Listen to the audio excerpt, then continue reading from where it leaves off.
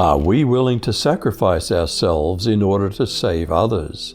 Let's look at Esther 4.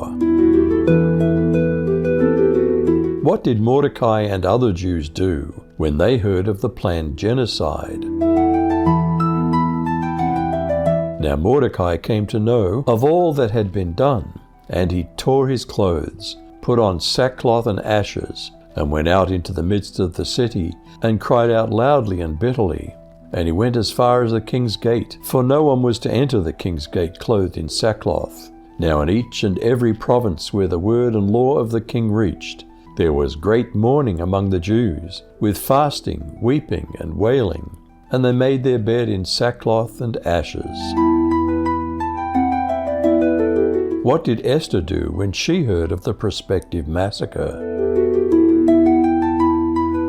Then Esther's attendants and her eunuchs came and informed her, and the queen was seized by great fear. And she sent garments to clothe Mordecai, so that he would remove his sackcloth from him, but he did not accept them. Then Esther summoned Hathach from the king's eunuchs, whom the king had appointed to attend her, and ordered him to go to Mordecai to learn what this mourning was and why it was happening. So Hathach went out to Mordecai in the city square, in front of the king's gate. Mordecai told him everything that had happened to him, and the exact amount of money that Haman had promised to pay to the king's treasuries for the elimination of the Jews. He also gave him a copy of the text of the edict which had been issued in Susa for their annihilation, so that he might show Esther and inform her, and to order her to go in to the king to implore his favor and plead with him for her people. What did Esther and Mordecai communicate back and forth about the mass murder in the making? Hathach went back and reported to Esther what Mordecai had said.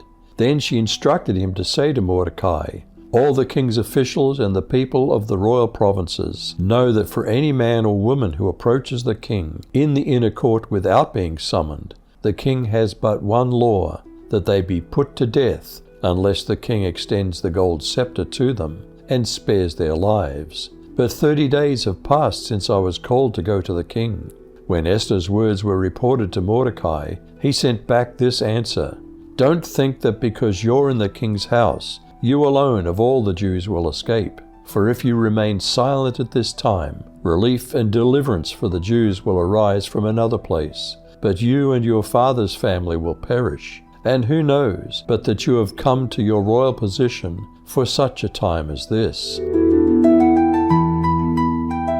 What risky act of potential self-sacrifice did Esther decide to pursue? Do we fast?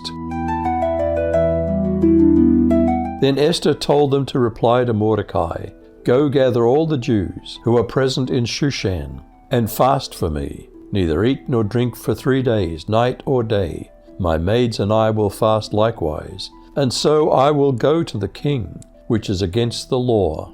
And if I perish, I perish." So Mordecai went his way and did according to all that Esther commanded him.